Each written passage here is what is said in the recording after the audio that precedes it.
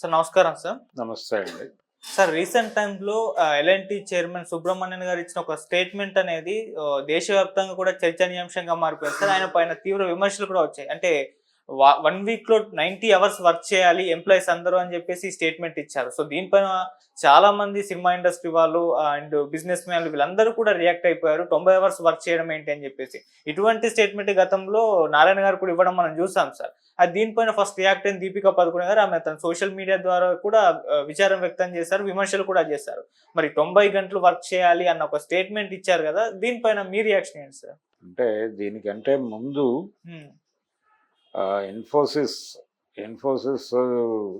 Incharge వారు కూడా 70 గంటలు పనిచేస్తే ధర్మంగా ఉంటుంది అని చెప్పారు. అవును.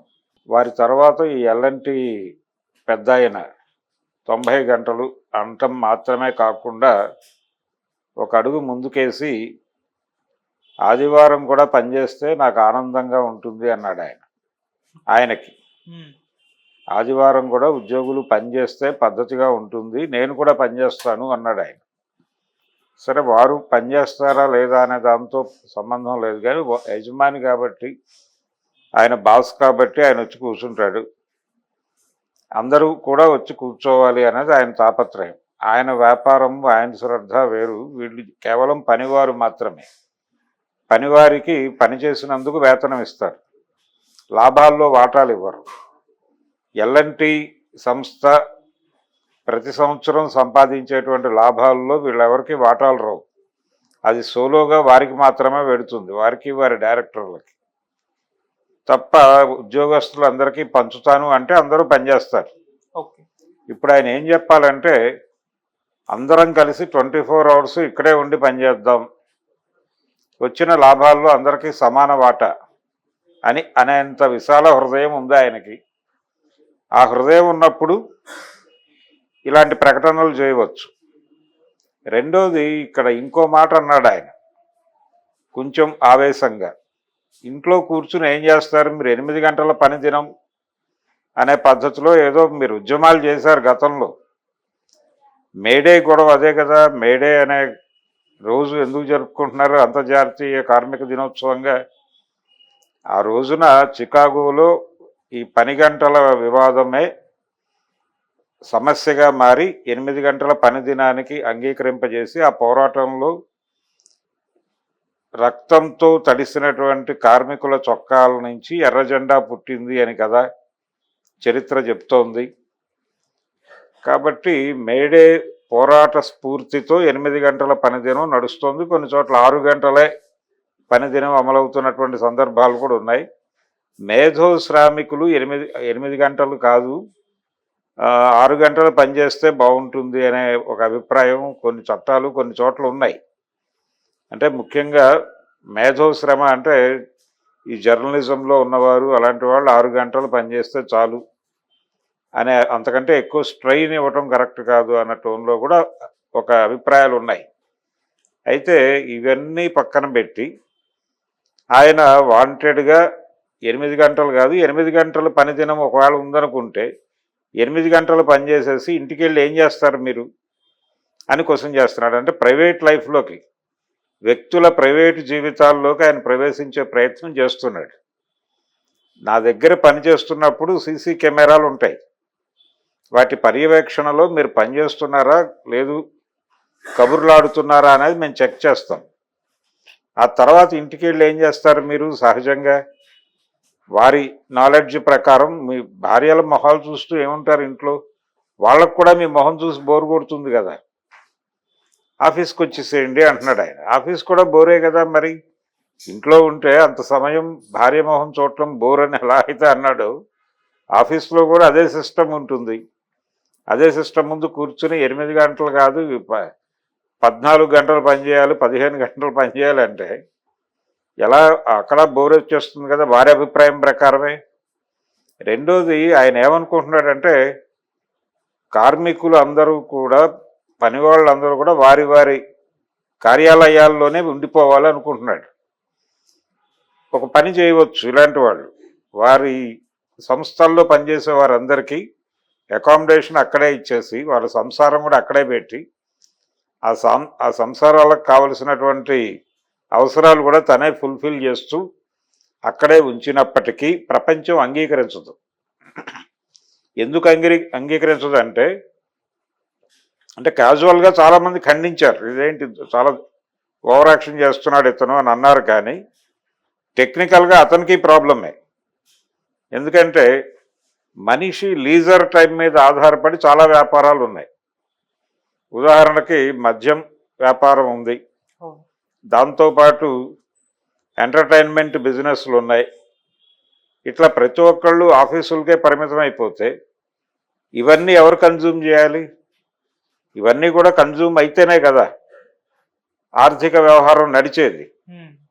కేవలం ఎల్ఎన్టీ మీదే ప్రపంచం నడవట్లేదు కదా.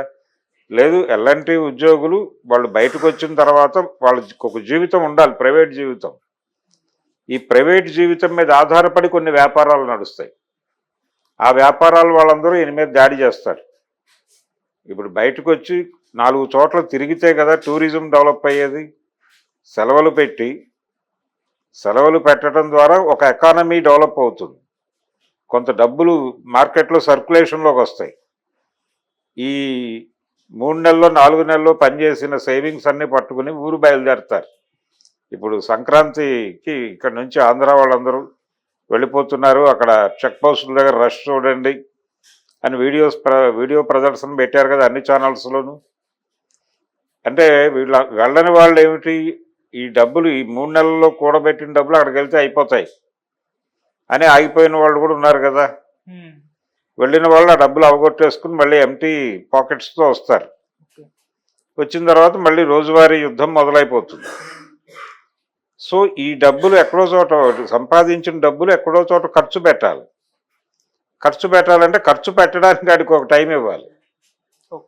అందుకని ఎకానమీ అంగీకరించదు దీని ప్రతిపాదనని. కమ్యూనిస్టు పార్టీలు ఇతని మీద తిరుగుబాటు చేస్తాయా మరొకటి చేస్తాయా అనేది వేరే గొడవ. దానికంటే కూడా మార్కెట్ ఎకానమీయే ఇతన్ని అనుమతించదు 24 hours వాడి కంపెనీలో ఉండి పని చేయటానికి. ఎందుకంటే బోల్డ్ యాక్టివిటీ చేస్తాడు బయటకు వచ్చిన తర్వాత. అక్కడ సంపాదించుకున్న డబ్బులు బయటకు వచ్చి ఖర్చు పెట్టేస్తాడు.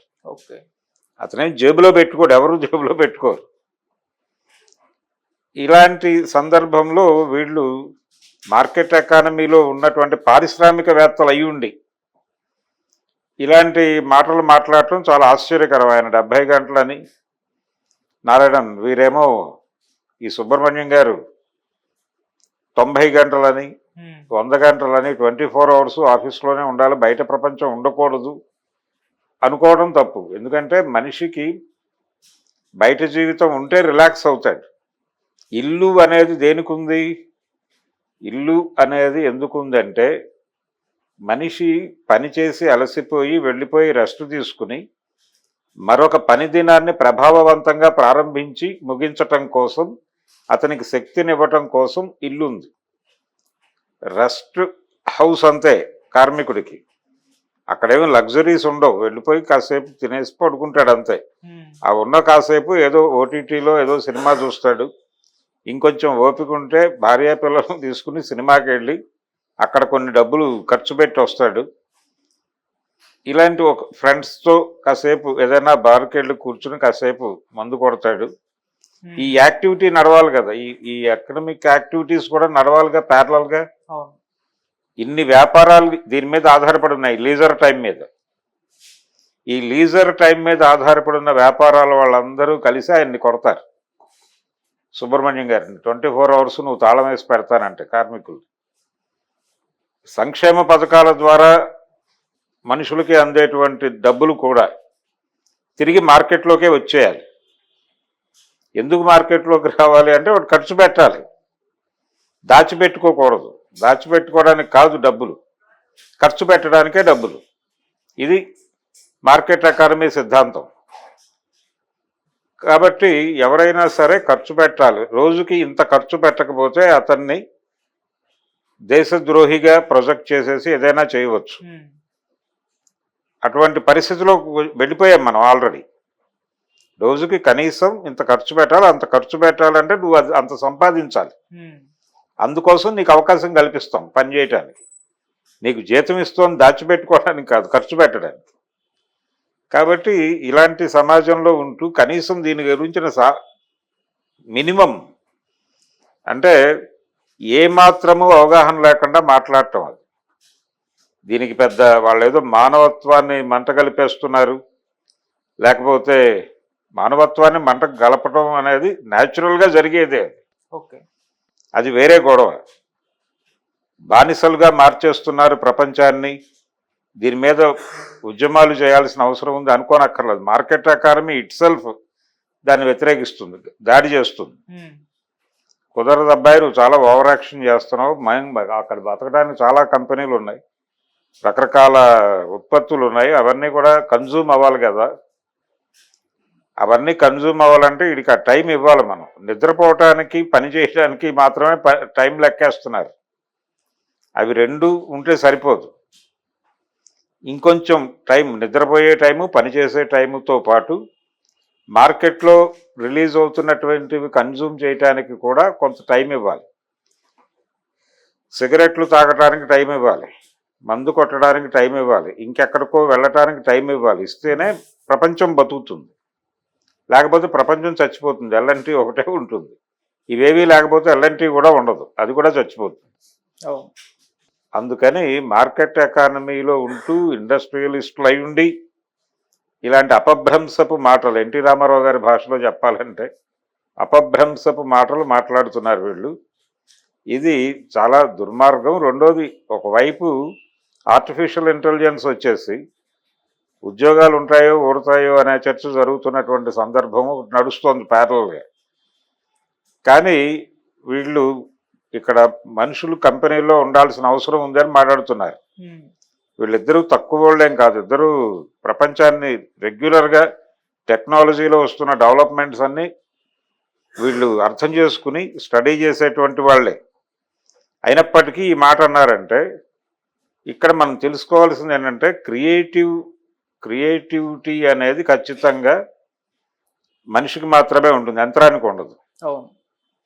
యంత్రం ఒక ప్రోగ్రామ్ ఇస్తే అది ఆ ప్రోగ్రాం ప్రకారం పెడుతుంది. ఆ ప్రోగ్రాంలో ఏదైనా ఒక సమస్య ఉత్పన్నమైతే మళ్ళీ దానికి ప్రోగ్రామ్ చేయాలి. సో ఎప్పటికప్పుడు అక్కడికక్కడ ఏమిటి పరిస్థితి అని ఆలోచించుకుని మెదడు, ఎమోషన్స్ ఇవన్నీ పనిచేయటం వలన కొన్ని పనులు జరుగుతాయి. ఆ పనులు జరగాలంటే యంత్రాలతో మాత్రమే, లేకపోతే ఏఐతో మాత్రమే నడవు. అందుకు ఖచ్చితంగా మానవ మేధ కావాల్సి వస్తుంది, మానవ సృజనాత్మకత కావాల్సి వస్తుంది. ఆ మానవ మేధ, సృజనాత్మకత ఇంకా వినియోగించుకోవాల్సినటువంటి ఏరియాస్ మిగిలి ఉన్నాయి. కాబట్టి వాళ్ళు ఇన్ని గంటలు మనుషులు పనిచేయాలని మాట్లాడుతున్నారు. అంటే ఈ వ్యాఖ్యానాలు వచ్చిన తర్వాత చాలామంది ఒకవైపు ఏఐతో ఉద్యోగాలు పోతాయంటే వీళ్ళు 90 గంటలు చేయమంటున్నారు, ఇది బాగానే ఉంది కదా, ఉద్యోగ భద్రత ఉంది అయితే అని మాట్లాడుకుంటున్నారు అమాయకంగా. కొంత ఏరియాలో మాత్రమే యంత్రాల ప్రమేయం ఖచ్చితంగా ఉంటుంది. అంటే కొంత ప్రెజర్ ఉంటుంది, నిరుద్యోగంకి ఇది కొంత జోడింపు చేస్తాయి, ఒక నెంబర్ పెంచుతాయి. కానీ మనిషి అవసరం ప్రతి చోట ఉంటుంది ఖచ్చితంగా. కాబట్టి మనుషులు టోటల్గా వెళ్ళిపోయి మొత్తం ఏఐతో నడిస్తే ఇంకో రకమైన సమస్య వస్తుంది, మళ్ళీ మార్కెట్ ఇంకో క్రైసిస్. వీళ్ళెవరూ కన్జ్యూమ్ చేయరు. ఉద్యోగం చేసి డబ్బులు వస్తేనే కదా కన్జ్యూమ్ చేసేది. వీడి జేబులో డబ్బులు లేకుండా ఎలా కన్జ్యూమ్ చేస్తాడు? అందుకని క్యాపిటలిస్ట్ సొసైటీ మనిషి జేబులో డబ్బులు ఉండాలని కూడా కోరుకుంటుంది, డబ్బులు లేకుండా వాడు బతకాలని కోరుకోదు. ఏదో పద్ధతిలో ఆడి జేబులో డబ్బులు వేయాలి, ఆ డబ్బులు ఖర్చు పెట్టించాలి. ఇది సర్కిల్, ఈ సైకిల్లో తిప్పాలి మనిషిని. అందుకని మానవ మేధ, మనిషి ఉద్యోగాలు ఏఐ వచ్చినా ఎక్కడికి భయంకరమైన ప్రమాదం అయితే ఉండదు, ఉంచరు కూడా, ఆ ప్రమాదంలోకి తీసుకెళ్లరు. మనుషులందరినీ ఉద్యోగాలను తీసేసి మొత్తం యంత్రాలతోనే చేసేసుకుంటారు వాళ్ళు. మనందరం అడుక్కు తినడం తప్ప మార్గం లేదు అనుకుంటే తప్పు. అక్కడ దాకా తీసుకెళ్ళరు, ఎందుకంటే వాళ్ళకి అనేక ప్రోడక్ట్స్ కన్జ్యూమ్ చేసేటువంటి మనిషి అంటే మార్కెట్టే. గురజాడ అప్పారావు గారు దేశం అంటే మనుషులో అని రాశాడు, కానీ వాస్తవానికి దేశం అంటే మార్కెట్లో అని రాయాలి. మనిషి అంటేనే మార్కెట్. కాబట్టి మార్కెట్ ఎకానమీకి ఇబ్బంది. మనిషి జేబులో డబ్బులు లేని మనుషులతో మార్కెట్కి పని లేదు. మార్కెట్కి జేబులో డబ్బులున్న మనుషులతో పని. కాబట్టి ఆ డబ్బులు వేస్తే సినిమా నడుస్తుంది. ఆ డబ్బులు వేయకుండా చేయాలని వాడు అనుకోడు. అందుకని ఈ మాటలు వచ్చినాయి, ఈ 70 గంటలు 90 గంటలు అనేటువంటి మాటలు. అందుకని ఇతని వ్యాఖ్యల్ని సీరియస్గా ఇంకా ఎవరు అంటే దీపికా పదుకొనే ఖండించేసింది, కానీ కాన్షియస్గా ఆవిడ భయం పని గంటలు పెంచుతారేమో మా ఏరియాలో కూడా, అంటే సినిమాల్లో కూడా. సినిమాల్లో ఎలా ఉంటుందంటే రోజుకు 3 షిఫ్ట్లు పనిచేసేవాళ్ళు ఒకప్పుడు ఎన్టీఆర్ టైంలో. ఓకే. ఎన్టీ రామారావు గారు 2 షిఫ్ట్లే, మొదట్లో 3 చేసుంటాడేమో, కానీ మెజారిటీ ఆయన చేసింది 2 షిఫ్ట్లే పనిచేసేవాడు. కృష్ణ గారు 3 షిఫ్ట్లు పనిచేశాడు. అంటే ఉదయం 6 గంటలకు మొదలుపెట్టిన జీవితం రాత్రి 11 దాకా నడిచి 11కి వచ్చి మళ్ళీ 6కి వెళ్ళిపోయాడు ఆయన.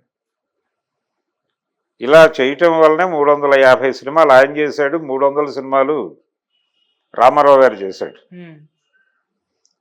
కాబట్టి వాళ్ళు ఈ పని గంటలు పట్టించుకునే వాళ్ళు, పని గంటలు అనే పద్ధతి వర్క్ ఉన్న చోట ఉండదు. ఎందుకంటే వీళ్ళు అక్కడ స్టార్స్ కాబట్టి వీళ్ళు డిమాండ్ చేసిన డబ్బులు ఇచ్చేస్తారు వాళ్ళు. ఆ డబ్బులు వస్తున్నాయి. ఇప్పుడు అడవిరాముడు సినిమాకి అదే కదా కంప్లైంట్, ఆయనతో గొడవ. ఆయన అవుట్డోర్ అయితే డేట్స్ ఇవ్వను అన్నాడు. ఎందుకు ఇవ్వరు అవుట్డోర్ అయితే డేట్స్ అని అడిగారు వాళ్ళు ప్రొడ్యూసర్లు, సత్యనారాయణ సూర్యనారాయణ. అడిగితే ఆయన ఏం చెప్పాడంటే, బాబు అవుట్డోర్ వచ్చి నేను ఏం చేయాలి, ఇక్కడ ఉంటే 2 సినిమాలు చేసుకుంటాను, అక్కడికి వచ్చి ఖాళీ సమయంలో గడ్డి పీకాలి అన్నాడు ఆయన. అంటే అలా కాదండి, 2 సినిమాలు డబ్బులు ఇస్తే ఒప్పుకుంటారా అన్నారు. 2 సినిమాలు డబ్బులు ఇస్తే ఎందుకు ఒప్పుకుంటారు అన్నాడు. అప్పుడు 2 సినిమాల డబ్బులు ఇచ్చి చేయించుకున్నారు ఆ సినిమాలో. ఓకే. ఎందుకు ఇచ్చారు, ఆయన చేస్తే ఆ సినిమా హిట్ అవుతుంది, 4 డబ్బులు వస్తాయనే కాన్ఫిడెన్స్తోనే కదా. సో అది పవన్ కళ్యాణ్ గారు చెప్పినట్టు డిమాండ్ అండ్ సప్లై గొడవ. అలాగే కాబట్టి వాళ్ళ ఆ డబ్బులు ఆ సంపాదన మీదే కదా వాళ్ళు విపరీతంగా స్థలాలు కొన్నాడు ఆయన దేశం అంతా ఎన్టీఆర్. సో అది మార్కెట్కే పంపైంది, మళ్ళీ రియల్ ఎస్టేట్లోకి పంపైంది, రకరకాలుగా వెళ్ళింది ఆ డబ్బులు. ఇది సర్కిల్, ఇది సైకిల్ నడుస్తూ ఉండాలి. పని చేయాలి, ప్రతి ఒక్కరు పని చెయ్యాలి, నిరుద్యోగంగా ఉంచరు మీకు. అందుకనే ఎకనామిక్ లిబరలైజేషన్ వచ్చిన తర్వాత ఖాళీగా ఎవరిని ఉంచట్లేదు. ఉపాధి అవకాశాలు ఉన్నాయి. ఇదివరకు రోజుల్లో ఉద్యోగాలు దొరికేవి కాదు, నిరుద్యోగంతో చచ్చిపోయేవాళ్ళు మనుషులు, పని దొరక్క. పని చేయాలనే తపనుండి పని దొరక్క చచ్చిపోయేవాళ్ళు. ఇప్పుడు ఆ పరిస్థితి లేదు. పని చేయాలి అనుకుంటే ఏదో ఒక పని దొరుకుతుంది. ఈరోజు బతకటం కోసం ఏదో పని చేసి 4 రూపాయలు తెచ్చుకుని ఎక్కడో చోట కొనుక్కుని భోజనం చేయవచ్చు. ఆ సౌలభ్యం ఇప్పుడు ఉంది, ఇదివరకు లేదు. ఆకలి రాజ్యం సినిమా వచ్చిన రోజుల్లో నిజమే ఆకలి రాజ్యమే. ఇప్పుడు ఆకలి రాజ్యం సినిమా ఇర్రెలవెంట్. ఓకే. ఇప్పుడు కూడా చనిపోయే వాళ్ళు ఉన్నారు, అది వేరే గొడవ. రకరకాల కాంప్లెక్స్లు ఈ వ్యవహారాలు ఉన్నాయి. కానీ ఆ రోజున్న పరిస్థితి కాదు. ఈ రోజున చాలా చోట్ల కావలను లాంటి బోర్డులు వెళ్లాడుతున్నాయి. ఆ రోజున నో వేకెన్సీ బోర్డులు వెళ్లాడేవి. ఇది మార్కెట్కి సంబంధించినటువంటి ఒక జ్ఞానం. ఈ 70 గంటలు 90 గంటలు అనే మాట ఊరికే అనలేదు వాళ్ళు. నిజంగానే ఆ ఏరియాలో అంత వర్క్కి అవకాశాలు ఉన్నాయి. వాళ్ళు పీకేసి నెత్తురు గుంజేసి ఏదో చేద్దాం అనేటువంటి ప్రోగ్రామ్ అయితే ఉంది వాళ్ళకి. దీని మీద ఇతర సెక్టార్స్ వాళ్ళు ఎవరైనా మాట్లాడతారా అని చూస్తున్నాను. అంటే దీపికా పదుకొనే కాదు, ఇంకా ఇండస్ట్రీ, ఎంటర్టైన్మెంట్ ఇండస్ట్రీ నుంచి పెద్దలు దీని గురించి పట్టించుకుని, ఒరే బాబు 24 అవర్స్ మీ దొడ్లో పెట్టుకుంటే అలాగా వాళ్ళని బయటకు వదిలితే కదా 2 సినిమాలు చూసి మాకు డబ్బులు వేసేది. ఆ థియేటర్లో బుకింగ్ క్లర్కుల దగ్గర నుంచి బతకాలి కదా అందరూ. ఉన్న ఆ డబ్బులు మొత్తం జేబులో పెట్టి వాళ్ళ లోపల పెట్టేస్తే అలాగా ఆ డబ్బులు బయటకు వచ్చి మార్కెట్లోకి పంపవాలి కదా అని చెప్పి వాళ్ళు కనుక సీరియస్గా అటాక్ చేస్తే కొంచెం తగ్గుతారు. కమ్యూనిస్ట్ పార్టీలో మరొకటిలో మాట్లాడితే వాళ్ళు పట్టించుకోరు. ఓకే. మార్కెట్ శక్తుల నుంచే క్వశ్చనింగ్ రావాలి. దీపికా పదుకొనే మేబీ ఆ ఉద్దేశంతోనే ఒక మాట అని ఉంటుంది, అరే మన ప్రేక్షకులందరినీ వాడు దొడ్లో వేసి కట్టేస్తే ఏమైపోవాలి ప్రపంచం అనే మాట అనిపించి ఉండొచ్చు ఆవిడకి. లేదు అంటే అంత లోతుగా ఆలోచించి ఆ మాట అందా అనేది నేను అనుకోను. కానీ లేదు ఏమిటి అన్యాయం, రేపు పొద్దున మన్ని కూడా ఇలాగే స్టూడియోలో కట్టేసి పని చేయిస్తారా, అలాంటి చిన్న సఫకేషన్కి, మానవ సహజమైన సఫకేషన్కి గురై ఆవిడ ఖండించి ఉండొచ్చు. మిగిలిన వాళ్ళు ఎవరు మాట్లాడలేదు, కాన్షియస్గా వెయిట్ చేస్తున్నారు, అసలు చూద్దాం ఏం జరుగుతుందో చర్చ. ఇది ఈ ఎల్ఎన్టీ సుబ్రహ్మణ్యం గారు అలాగే ఆ ఇన్ఫోసిస్ పెద్ద అయినా మాట్లాడినటువంటి మాటల వెనకాల ఉన్నటువంటి కథ. Okay sir, thank you so much sir. Thank you.